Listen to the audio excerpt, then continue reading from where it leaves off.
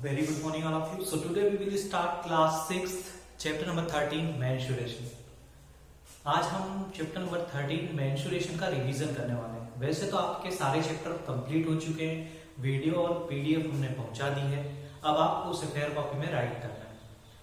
तो आज से मैं रिवीजन स्टार्ट करने वाला हूं चैप्टर 13 का मेंसुरेशन, जो आपको 7th, 8th, 9th, 10th में आएगा और सबसे इम्पोर्टेंट टॉपिक है मेंसुरेशन।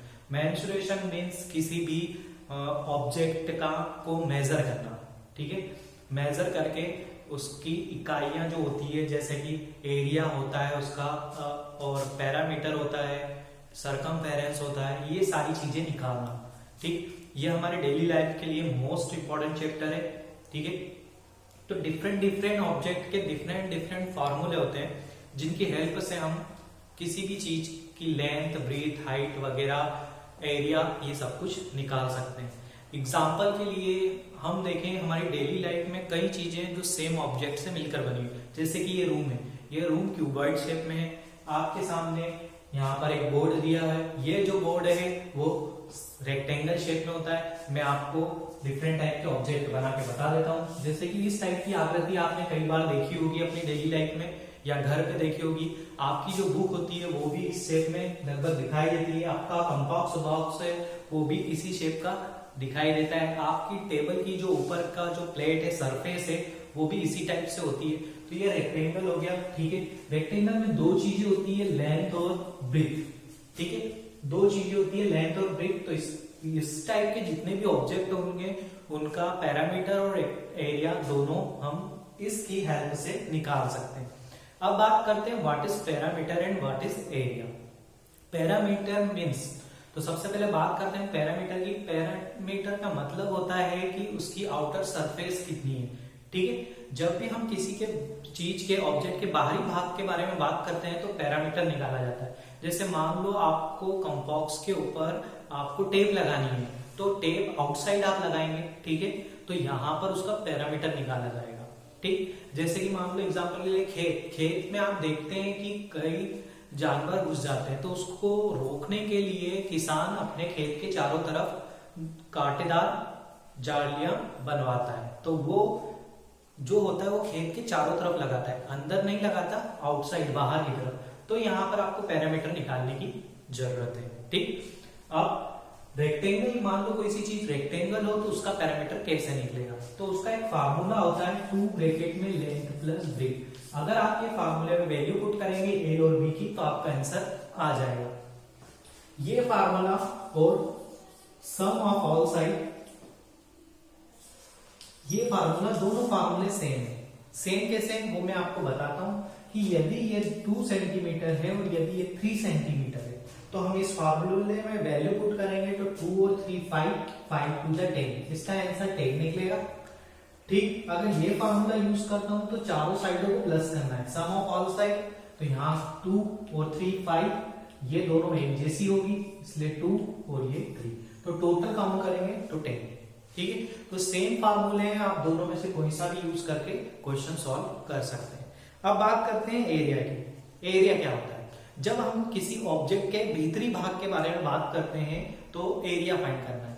जैसे खेत का ही एक एग्जांपल ले, किसान अपने खेत में बीज बोता है, ठीक, फसल उगाता है, तो वो खेत के अंदर चीजें करता है, तो यानी कि उसे पता होना चाहिए कि खेत का एरिया कितना है, उतने बीज आपको लगेंगे, तो वो एरिया फाइंड करता है। अब वो एरिया कैसे फाइंड करेगा?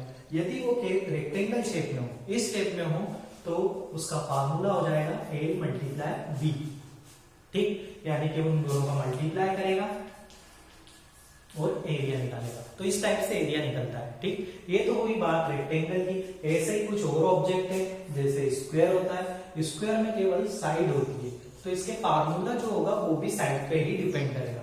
तो कितना हो जाएगा, आप देखते हैं 4 इंटू साइड, ये उसका पैरामीटर का फार्मूला हो जाएगा, और साइड मल्टीप्लाई साइड उसके एरिया का फार्मूला हो जाएगा।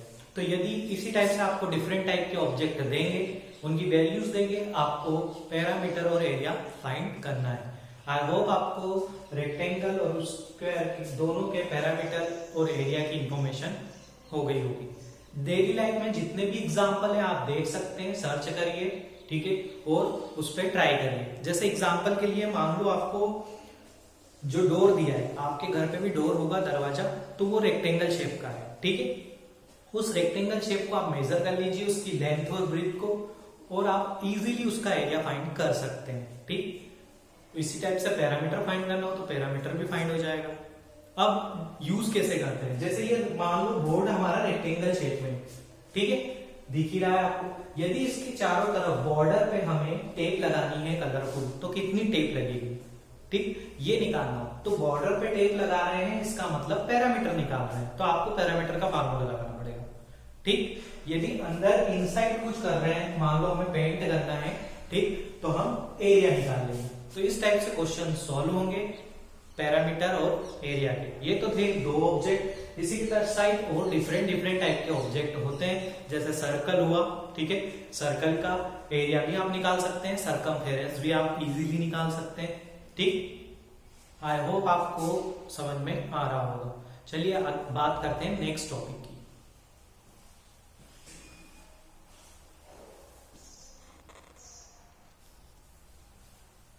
नेक्स्ट हमारा जो पॉइंट है वो है कॉस निकालना, ठीक है। मान लो एग्जांपल के लिए ये आपका एक, इसे देख लीजिए, ये स्क्वायर शेप में दिया हुआ है डायग्राम, ठीक। हालांकि ये तो क्यूब है, क्योंकि इसका पिछला हिस्सा भी हमें दिखाई दे रहा है, अगर नहीं दिखाई दे तो ये स्क्वायर शेप में है, ठीक। अब इसके चारों तरफ हमें टेप लगाना है, और टेप लगाने की कॉस्ट पूछे कि कॉस्ट कितनी निकलेगी, तो जब भी किसी क्वेश्चन में आपको कॉस्ट पूछे तो कॉस्ट का फार्मूला होता है एरिया मल्टीप्लाई रेट, ठीक। ये फार्मूला आप याद रखिए। इसमें कॉस्ट आपको पूछेंगे तो एरिया आपको निकालना है, और रेट आपको कुछ ना कुछ वो जरूर देगा, ठीक। एग्जांपल के लिए मान लो इस बोर्ड की चारों तरफ हमें टेप निकालनी है, और टेप का दिया है कि 1 centimetre is equal to 8 rupees, यानी कि 1 सेंटीमीटर का आपको 8 रुपीज लगेगा। तो आपको यहाँ पर उसका एरिया निकालना है, जो भी एरिया निकलेगा उसमें 8 का मल्टीप्लाई लगेंगे, तो हमारा कॉस्ट आ जाएगा, ठीक। तो 13 चैप्टर में बहुत सारे क्वेश्चन एक जैसे ही हैं, कभी आपसे साइड पूछ लेगा, कभी लेंथ, कभी ब्रीथ, कभी पैरामीटर, कभी एरिया। तो मोस्ट स्टूडेंट फार्मूले में कंफ्यूज हो जाते हैं। तो आई होप आपको अच्छे से समझ में आ जाएगा कि जो रेक्टेंगल होता है उसमें लेंथ और ब्रीथ का फार्मूला लगता है, और जो स्क्वायर होता है उसमें साइड का फार्मूला लगता है, ठीक। तो आपको अच्छे से समझ में आ गया होगा। नेक्स्ट वीडियो में हम कुछ और टॉपिक करेंगे डिस्कस। इसी टाइप से धीरे धीरे आपका रिवीजन कंप्लीट हो जाएगा। ये वीडियो जरूर देखें ताकि आप भी रिवीजन कर सकें। Thank you.